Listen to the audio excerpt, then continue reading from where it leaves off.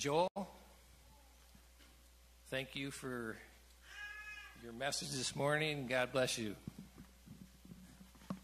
Check. Can you hear me? Morning. How you guys doing? Good. Oh, yeah, there you go. I appreciate that. Let me try this for you. Oh, how you doing this morning? Good, huh? Is that better? Is that good? Hey, I've been working on it. Hannah thinks my Wisconsin accent needs some work, but I think that was pretty good. The trick is the O's, right? You know, when we moved up here, first time I visited back to Texas, I remember seeing friends and family, and they asked me a question, and the long O snuck out, right? So like, it was something like, what are you going to do? I was like, oh, I don't know. And I could see the betrayal in their eyes, right? It's like, no, I still say y'all. I still struggle with ours. It's okay. But now it's become like a mixture of like Southern and Wisconsin, and it's kind of like my kids, right? A good mixture of Southern and Wisconsin. So thank you guys for being here today. I know it's a beautiful weekend, long weekend, so we're going to dive in, and we'll get you guys out of here. Randy, like Bruce said, is still over in Africa. He asked if I would speak for him today, and he said I could speak on anything I wanted to, which is kind of dangerous sometimes, right? I have carte blanche. But he also offered me John 5. You know, we're going through the book of John. And I said, okay, let me reread the chapter, see what my thoughts are. I read John 5, and I fell in love with it all over again. It's a beautiful chapter. And so I replied back to Randy, it's awesome, it's powerful, I'll take it, I won John 5. And Randy said back, that dog will hunt. I was like, yes, I agree, John 5. That dog will hunt, in fact. So before we get too far in, I should probably acknowledge the elephant in the room, being this broken chicken wing over here. I broke it a very manly way, of course. Playing a contact sport, which is golf. I didn't know if you knew this, but golf is a contact sport. In this case, me contacting the ground. But what happened is I hit a shot off the tee, and it was a good shot. Well, I mean, not a great shot. Not a terrible shot. How about that? But it went too straight, the dreaded straight ball, right? And it actually went out of bounds. Now, the reason why I say it wasn't too bad is because if it was a terrible shot, I would have left it alone, right? Dropped into the ball, hit another one. But it was just barely out of bounds, like 3 feet. So where I was playing, the 3 feet out of bounds is a cornfield, and there's a barbed wire fence. But where the ball was, there was a break in the fence, and there was just 2 posts. And I was like, all right, cool, 3 feet. I'll step in, I'll step out. As I step in, barbed wire grabs my foot. I go to step out, yanks me back, rips my pants. I fall straight down on the concrete, and I hear a loud crack. Yeah, thank you. I appreciate that. Makes me feel better about a bad story. And my watch was actually on my left hand. I was like, oh, I just broke my watch. It's okay. It's okay. And then I see this like ball forming on my elbow. I was like, maybe it's fine. I'm like trying to straighten it out, put it above my head, moving my fingers. Hey, it can't be broken if you can move your fingers, right? And so I actually sat there for longer than I care to admit, convincing myself it wasn't broken and I could finish the round because I was playing well and I was going to finish the round. Spoiler alert, couldn't finish the round. Couldn't swing. Tried to play one-handed, didn't work. So I drove back. Now the adrenaline is wearing off, and I am in a lot of pain. Fast forward a week later, we had surgery. I agree, Gemma. That's awesome. That's my kid, by the way, screaming, so I can talk back to her. But a week later, we had surgery that put 4 screws in, and the radial head that actually broke and was twisted 90 degrees. So glad we did surgery. It's a 12-week recovery process. But this was last week. Needless to say, I was a little bummed, right? After, 12 months of winter, we finally get a good month, and I break my arm immediately. And so I'm holed up, I have it elevated, I'm sitting on the couch, I'm on a ton of medication, and I am just, depressed. I'm whining. Hannah can tell you, I was whining a lot last weekend. But you know what got me through? It's not the medicine. It wasn't getting to watch TV, getting to kick my feet up, getting to rest. It was jumping back into the Word and jumping back into John 5, which actually talks about Jesus healing a man, which I promise. I didn't break my arm just for a visual, representation. But there is something powerful, when we jump back into the Word, right? When we're going into study. And I can say John 5 has really been great for me in this past week of just kind of getting over myself a little bit, right? Things happen. Life, we're in a broken world. Bad things happen, but God is still good. Amen? Amen. So the quick synopsis for John 5 is that Jesus is going to heal a man. They're going to get in trouble by the religious elite for breaking the Sabbath. And then we're going to talk about Jesus' response. So before we jump into it, let's go ahead and pray. Dear God, thank you so much for this day. Thank you for this church body. Thank you for the beautiful weather.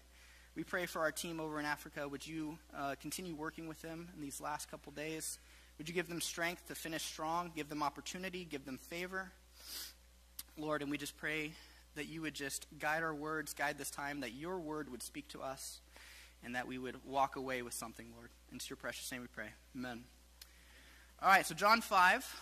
What I want to go ahead and do is we're going to read the whole chapter out of the ESV. But the ESV, English Standard Version, actually breaks it up into some manageable sections, and we'll kind of divulge into them each as we go. So first, in John 5:1, we're going to start here. After this, there was a feast of the Jews, and Jesus went up to Jerusalem.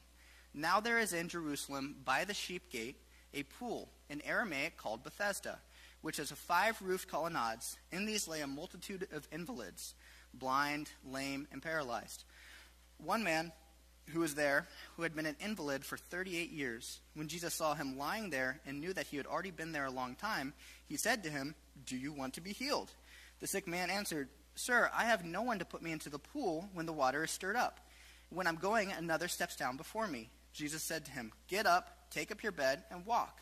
And at once the man was healed, and he took up his bed and walked. Now that day was the Sabbath. So the Jews said to the man who had been healed, "It is the Sabbath, and it is not lawful for you to take up your bed."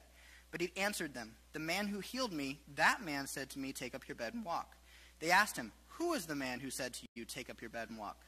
Now the man who had been healed did not know who it was, for Jesus had withdrawn, as there was a crowd in the place. Afterward, Jesus found him in the temple and said to him, "See, you are well. Sin no more, that nothing worse may happen to you." The man went away and told the Jews that it was Jesus who had healed him. And this was why the Jews were persecuting Jesus, because he was doing these things on the Sabbath. But Jesus answered them, "My Father is working until now, and I am working." This is why the Jews were seeking all the more to kill him, because not only was he breaking the Sabbath, but he was calling him God his own Father, making himself equal with God. So what's going on? There's a festival in Jerusalem, and right outside the temple is this pool where the sick would gather. And there was a superstition in these times that an angel is going to come down and stir the waters. We don't know, maybe it was like a natural spring or something. But when the angel stirs those waters, if you're sick, get in there, and if you will receive healing. So we meet a man who has been sick for 38 years. 38 years is such a long time, right? I've had a broken arm for 2 weeks. I'm already going crazy. I can't imagine. 38 years. And we don't know what his sickness was, but we know that he wasn't able to move by himself. Here is where we find Jesus as well. A pretty cool place to find Jesus, right? Looking after the hurting. I think he's also watching this ritual, watching the superstition, because he is the eternal salvation, right? So then Jesus says in verse 6, "Do you want to be healed?" Of course, right? Is that a rhetorical question? And I think you could read it a couple different ways. He's saying maybe, "Would you like to be healed?" Or maybe he's saying to this man, "Do you even want to be healed?" Why is Jesus asking him to say something? Did you know that there's power in your words? There's power in crying out. There's power in knowing that you need a Savior. Throughout Scripture, we're called to speak up. Call on the name of Jesus. Confess with your mouth. So Jesus says, "Do you want to be healed?" So the man says yes, right? No, he doesn't. He makes up an excuse. He says, "Well, if someone could come and pick me up and put me in the water, then yeah, I'd want to be healed." If Jesus dropped down right now and was like, "Hey, Joel, I heard you hit a really bad golf shot and broke your arm. Do you want to be healed?" I wouldn't be like, "Jesus, it wasn't that bad of a golf shot, okay?" No, I wouldn't get caught up on a technicality. I'd say, "Yes, heal me right now." But I know who Jesus is. This man didn't know who Jesus was. So Jesus is saying, "Do you want to be healed?" But here's the thing. This man doesn't know who Jesus is. He doesn't pray for healing. He doesn't even say yes to healing. Yet Jesus heals him. We see the mercy of Jesus here. He shows mercy on this man. When does this healing occur? It's not when the man believes. He doesn't believe. It's not when he stands. At that point, he's already healed. It's when Jesus speaks. It's the word's word. This is how we can know that Jesus is like his Father. For when God spoke, he spoke the earth into existence. Genesis 1:3, and God said, "Let there be light," and there was light. We can see that the Son is after the Father. We go to verse 10. So the Jews said to the man who had been healed, "It's the Sabbath, and it's not lawful for you to take up your bed." When John says the Jews here, throughout the gospel, he's referring to the religious leaders of the day. He's not talking about all of the Jews. He's talking about the Pharisees, the Sadducees. You can kind of throw that in there. The Pharisees and the Sadducees, this is the religious group that are known for their hypocrisy, for their legalism, for their pride. Let's set this scene. So let's name this guy. I do better when I have names. So maybe like Japheth. Yeah, is that a good name? We'll call him Japheth. So Japheth has been sick for 38 years. He can't move. He comes to this pool every day, or maybe he's been at the pool for years. We don't know. But I imagine the people around there know of his condition, right? He's laying there. Then a man that they don't know comes up, says, do you want to be healed? Japheth's not too bright. He doesn't say yes. He starts arguing with the guy. The guy heals him anyway, right? So Japheth gets up, takes up his role because the man told him to, and now he's probably, I don't know, walking, running, skipping, dancing. I bet there's high fives, hugs, everyone's excited. And then what happens? They run into the Pharisees. Talk about a buzzkill, right? It's like the hall monitors of the day. When we're talking about the Pharisees, I think it's important to say the law is good. Rules are good. The law shows us our sin. If it's not for the law, we wouldn't know that we need a Savior. Sin is missing the mark. You have to have a mark to miss to know that you need Jesus. And where did the law come from? You know, the Ten Commandments were given to Moses. And then, off of that, we can have the Mosaic Law, which is 613 laws that God wrote with Moses. But what happened between the time of Moses and the time we are today with the Pharisees? The Pharisees added to these laws. They made more laws, they made more rules, they made more rituals, and put them on the pedestal of the commandments. And they didn't do this to better follow God, but to better stand out and to show that they were more holy. So Jesus heals a man who's been sick for 38 years, and the first thing they do is chastise this man and Jesus. What's the charge? The charge for the man is carrying his bedroll, which is funny. They're like, why are you carrying your bedroll on the Sabbath? And he's like, the man who healed me, he told me to do it, so I'm doing it, okay? I'm going to listen to him now because he healed me. What's Jesus' charge? What is Jesus in trouble for? Healing on the Sabbath. I think they're kind of missing the point here, huh? Talk about missing the forest through the trees. We're going to come back talking about the Pharisees and the Sadducees. But what I first want to go into is when Jesus talks to the man. So this is in verse 14. Afterwards, Jesus found him in the temple, said to him, see, you are well. Sin no more, that nothing worse may happen to you. And so it had been a time, it's the same day, but it had been a while, and Jesus comes back and says, look, you're still healed. This wasn't a magic trick. This wasn't superstition. It wasn't the pool. I actually healed you. But now you have a gift. Don't squander it. There are far worse things than a physical sickness, right? Being separated from God, whether it's on earth or for eternity. So you have a gift now. Don't miss it. Don't squander it. This takes us into section 2, which is Jesus' rebuttal. And we're going to talk a little bit here about authority. Can I just say that I like authority? I mean, the right kinds of authority, right? I like rules. I'm actually a big rule follower. Hannah's leaving, which is good, because I was about to talk about her. I'm a huge rule follower. I love rules because they are like guardrails. They tell me where I can and can't be. So if the speed limit in Wisconsin, for some reason, is 25 miles an hour, guess what? This guy's going 22, okay? And Hannah's in the passenger seat flicking my ear, saying, old man, go faster. And I'm like, guess what? They can't pull you over if you're not breaking the law, okay? That's really cool. I love laws. I love rules. Authority. I respect law enforcement. I respect leaders that have been put in my life, whether it's employers. You know, my father-in-law, who's also my pastor. He's also my friend, you know. A couple of you guys have seen, we can tussle, you know, when we golf or been on snowmobile trips. He's not here, so I can say we actually got into a wrestling match one. I won, by the way. He's not here to defend himself, so don't tell him about that. But some of you guys were there. But as my father-in-law and as my pastor, I respect that man. I submit to his authority. I love that man. But you know whose authority I struggle with? It's people who don't actually have authority over me. Maybe it's like a coworker who tries to boss you around. You're like, you don't actually have power here. I would probably be the worst person to try to citizen's arrest. I'd just be sarcastic the whole time. Like, nah, you can't actually do anything. Right? Like that authority, once again, like the hall monitor mentality. Think about Jesus, the Son of God, been around forever, right? Spoke the world into existence. He wrote these laws, and now he's standing before these men after he just healed a man, and they're poking at his chest saying, you broke our rules, you broke our rules. What humility for Jesus to talk to them. If it was me, I'd just blow him off the face of the planet, right? I read this section, and I feel anger for Jesus. They don't know who they're talking to. They don't know whose authority they're messing with. But yet, Jesus responds. And I don't think he's responding necessarily to them because we know they're not going to listen. He's responding so that we can know who he is. This takes us into that second part.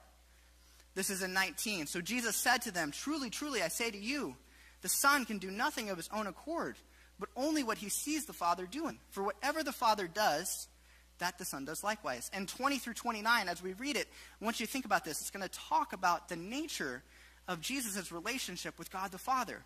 Elements of the Trinity we can see here. One God, three persons. I want you to find the symmetry, but also find the comparison and the contrast. For the Father loves the Son and shows him all that he is doing. And greater works than these will he show them, so that you may marvel.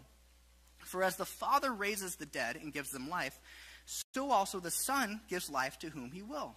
For the Father judges no one, but has given all judgment to the Son, that all may honor the Son just as they honor the Father. For whoever does not honor the Son does not honor the Father who sent him.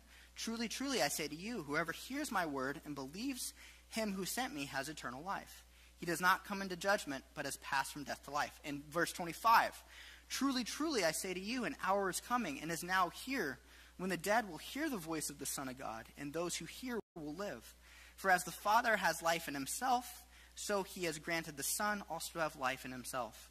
And he has given him authority to execute judgment, because he is the Son of Man. Do not marvel at this, for an hour is coming when all who are in the tombs will hear his voice and come out, those who have done good to the resurrection of life, and those who have done evil to the resurrection of judgment.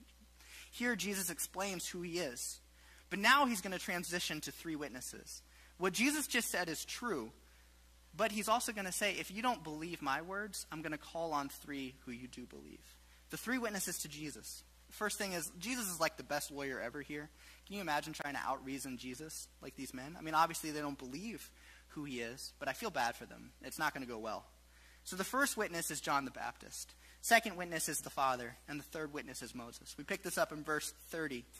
I can do nothing on my own. As I hear, I judge, and my judgment is just, because I seek not my own will, but the will of him who sent me. If I alone bear witness about myself, my testimony is not true. Real quick, the first time I read that, I'm like, it sounds a little off. I think the translation's a little different. Because it almost sounds like Jesus is saying, you can't trust my word. That's not what he's saying. What he's saying is, if you don't trust my word, I'm going to call on more so you can, of people that you already believe in. So I found this in a commentary called the Blue Letter Bible. I just want to read their thought on verse 31, which I thought it just perfectly aligned, and I wanted to just throw this in here. It reflects honor on the Son of God and bespeaks his wonderful condescension that though he is the faithful witness, the truth itself, who may challenge to be credited upon his honor in his own single testimony, yet he is pleased to waive his privilege for the confirmation of our faith. He refers to his vouchers that we may have full satisfaction. Saying that Jesus is saying here, what I say is truth, but I'm going to go the extra mile and call on three witnesses. The three witnesses that you have said already that you believe. So this is verse 32. There is another who bears witness about me, and I know that the testimony that he bears about me is true. You sent to John, and he has borne witness to the truth. Not that the testimony that I receive is from man, but I say these things so that you may be saved. He was a burning and shining lamp, and you were willing to rejoice for a while in his light. But the testimony that I have is greater than that of John. For the works that the Father has given me to accomplish, the very works that I am doing, bear witness about me that the Father has sent me. And the Father who sent me has himself borne witness about me. His voice you have not heard, his form you have not seen, and you do not have his word abiding in you, for you do not believe the one whom he has sent. You search the Scriptures because you think that in them you have eternal life, and that it is they that bear witness about me. Yet you refuse to come to me that you may have life. I do not receive glory from people, but I know that you do not have the love of God within you. I have come in my Father's name, and you do not receive me. If another comes in his own name, you will receive him. How can you believe when you receive glory from one another and do not seek the glory that comes from only God? Do not think that I will accuse you to the Father. There is one who accuses you, Moses, on whom you set your hope. For if you believed Moses, you would believe me, for he wrote of me. But if you do not believe his writings, how will you believe my words? Whew, that's good. It's just truth right there. I challenge you guys to go back and read that whole spot. I wish we had the time to just go through it and read it again, but Jesus is just twirling truth around their heads, right? It's not a fair match. Jesus calls on the three witnesses. The first is John the Baptist. He's the prophet. He's the cousin of Jesus, the prophet that went before. Second witness is the Father. And he's saying here, you can know that the Father has sent me because I am doing works that only the Father can do. When I speak, miracles happen. When God speaks, the Father, the earth was created. We are in accord. So the third witness is Moses, author of the Pentateuch, writer of the laws that they love so much. I want to dive back into 39 and 40 really quick. For me, this is kind of what I call like the nightmare fuel section. It is so poignant and so strong. You search the scriptures because you think that in them you have eternal life, and it is they that bear witness about me, yet you refuse to come to me that you may have life. When I was preparing for this message, I found this video. And if you go online, just to YouTube, type in John 5, there's this really cool video that shows this whole scene. It's Jesus, there's the 5 colonnades, there's, the pool of water, there's the people being healed. And when Jesus is confronted by the Pharisees, the thing that stands out to me the most is that they are actually holding the scriptures in their hand. They have a rolled up scroll in their hand. As they're confronting Jesus, they're holding on to the scriptures.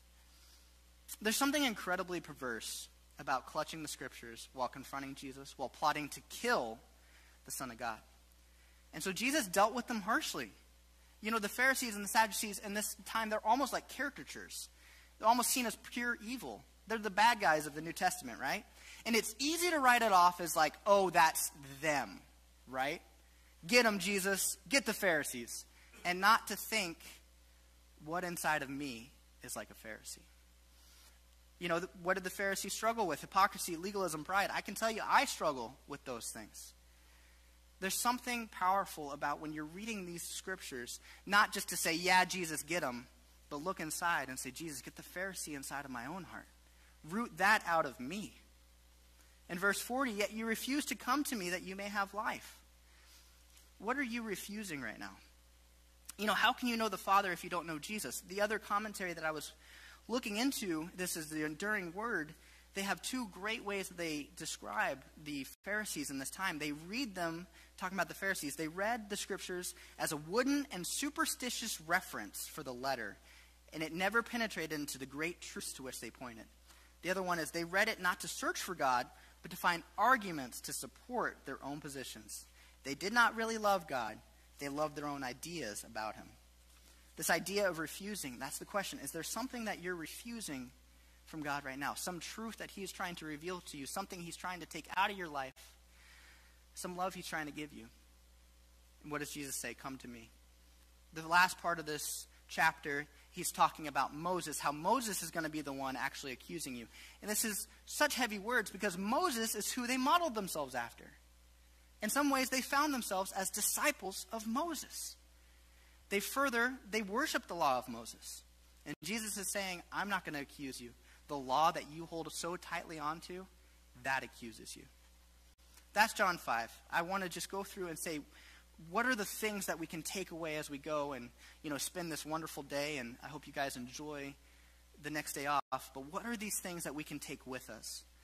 First thing that jumps out to me is Jesus' mercy, right? He heals a man who's been sick for 38 years. He says, do you want to be healed? The man doesn't say yes. Yet Jesus heals him regardless. We can talk about the power in words, the power of crying out, but also the power of God's words. The Father spoke the earth into existence. The Son speaks to heal. The Holy Spirit speaks to us today. Legalism. Ew. Don't like talking about this one. The dictionary definition of legalism is an excessive adherence to law or formula. Theological definition, or one of them, a dependence on moral law rather than on religious faith. I found a couple of quotes that I just want to, that help, explore different parts of legalism a little bit more. First one is, when there's something in the Bible that churches don't like, they call it legalism. That's Leonard Ravenhill. I think that's great. I feel like legalism maybe was stronger in the church, 10, 20 years ago. I remember growing up, and the big thing was like, oh, I don't want to be legalistic. Like, oh, be on a Bible reading plan. Oh, that's legalism, right? Anything you don't like, you can just call it legalism. On the other side, at its heart, legalism is a desire to appear holy. It's trying to be justified before men and not God.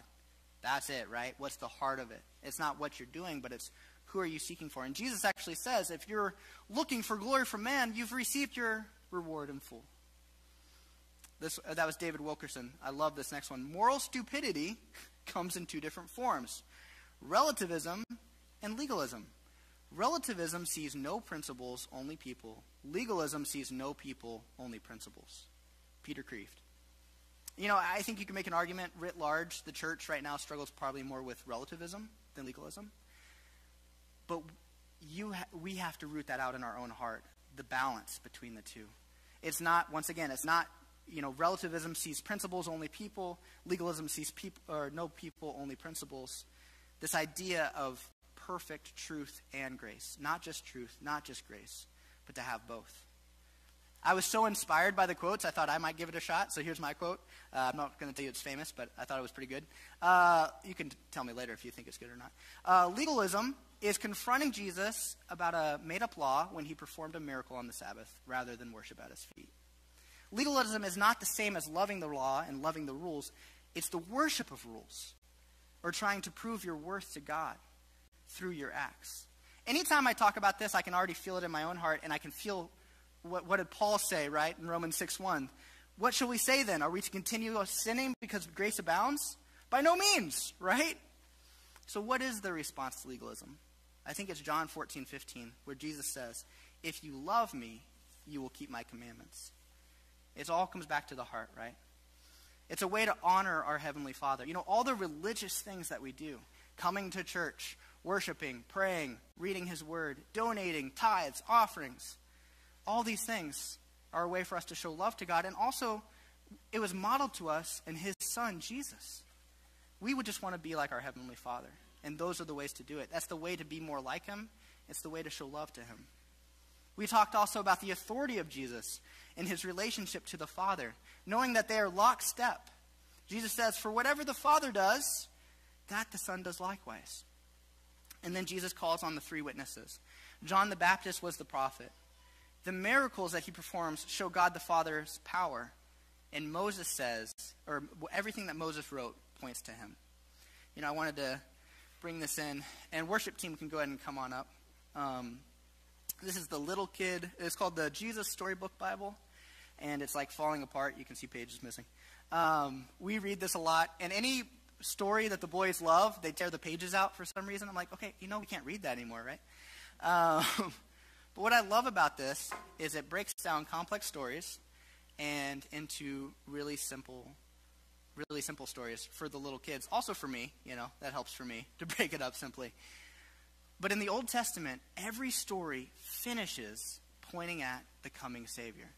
And we know that, right? I know that. But when I'm reading these stories over and over again, and every time they wrap it up, they point to Jesus, it's so powerful. I want to read you the end of one of these stories, and this is my kid's favorite one, which, if you were here last month, is David and Goliath. Talking about Goliath, he stumbled and staggered and crashed, fell dead. When the Philistines saw Goliath was dead, they ran away. And when God's people saw them running away, they cheered. God had saved his people. David was a hero. Many years later, God would send his people another young hero to fight for them and to save them. But this hero would fight the greatest battle the world has ever known. Everything in this book, everything in the Bible, everything points to Jesus. In the Old Testament, it points to the Savior who came. The New Testament points to a coming Savior. We can also see miracles all around us. When I was in the pre-op surgery appointment, there's this diagram of a picture of a hand on the wall, and it is so complex. The bones, the nerve endings, everything, muscles, everything overlaid. And Hannah looks at that and says, how can you look at that and say there's not a God? How can you look at that complexity? How can you look at everything around? And here's the thing. All creation points to a God. Our Bible points to Jesus, the Jesus who came and the Jesus who is coming. So my charge to you, if you don't remember anything else, is don't miss the miracles throughout the world this week. Miracles in your own life, miracles in your own heart, just the little things. The fact that we have God's breathed word. And finally, let's root out the Pharisee inside of our heart. Dear Jesus, thank you so much for this day. Thank you for this church, and thank you for this body. Pray for everyone, Lord, who's traveling, who's not here today. Would you just watch over them, God? Protect our flock and lead them, Lord. I pray for everyone here who has heard these words. Lord, your words do not return void. God, would you show us your Son, Lord? Would you show us your Holy Spirit?